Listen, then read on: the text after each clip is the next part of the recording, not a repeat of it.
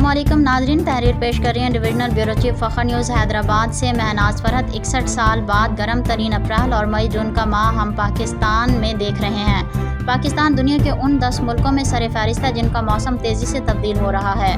पिछले 12 सालों में पाकिस्तान का टेम्परेचर 4 डिग्री बढ़ गया है, जो पिछले 50 सालों में 3% बढ़ा था।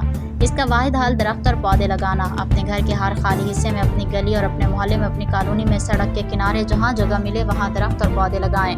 कोशिश करें दरख्त और पौधे फलदार हों ताकि इंसानी रिस्क में इजाफा हो। इस वक्त इंसानी ज़िंदगी की बका सिर्फ दरख्त और पौधे लगाने में है।